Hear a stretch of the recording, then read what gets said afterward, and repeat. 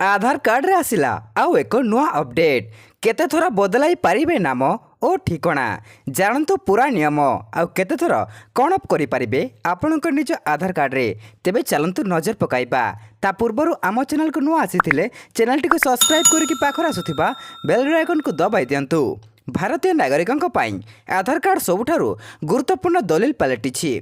अनेक थर यह तैयारी करने समय नाम लिंग किंबा ठेकणार किछि भूल हो जाए एथिपाई किछि नियम प्रस्तुत करा जायछि केवल जहाँ अधीन आपण परिवर्तन करें। यूआईडीएआई आधार कार्ड को संशोधन करने को एक सुजोग दे थाए जेमितिकी आज आम आपण को कहबू आधार कार्ड रे नाम एवं ठिकणा किपरि एवं केते थर परिवर्तन करिपारिबे ठिकणा केते थर परिवर्तन करा जाय पारिबो। लोकंक ठिकणा अनेक थर बदली जाए अनेक थर लोक माने चाकरी पाए निज घर छाड़ी थांती यापर तांकर ठिकणा बदली जाए। आधार कार्डधारी एठारे ही समस्या आरंभ होता है। कौनसी कार्य करने को आधार कार्ड नि जाए जो ठिकणा अलग रही थाए।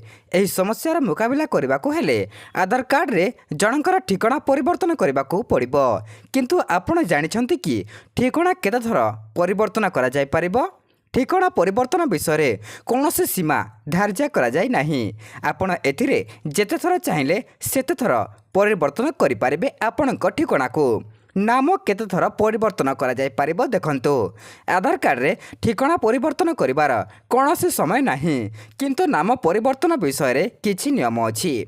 यूआईडीआई अनुसार कार्डधारी माने सेमानक नाम को केवल 2 थर अपडेट करें बा 2 थर संशोधन करें। जदि कौन से व्यतिक्रम परिस्थिति थाए तेबे यूआईडीआई द्वारा रिहाती दिया जाए 2 थररो अधिक नाम परिवर्तन करने को। आपण के यूआईडीआई आंचलिक शाखा को जीवाक पड़िबो जेउठारे आपण परिवर्तन पाई अनुमति पाई परिबे।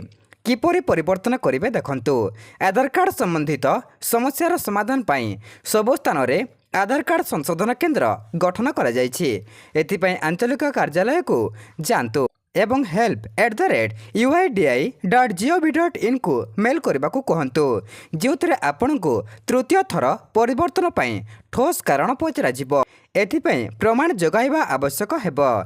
समस्त आवश्यक दस्तावेज दाखल करने को पड़िबो।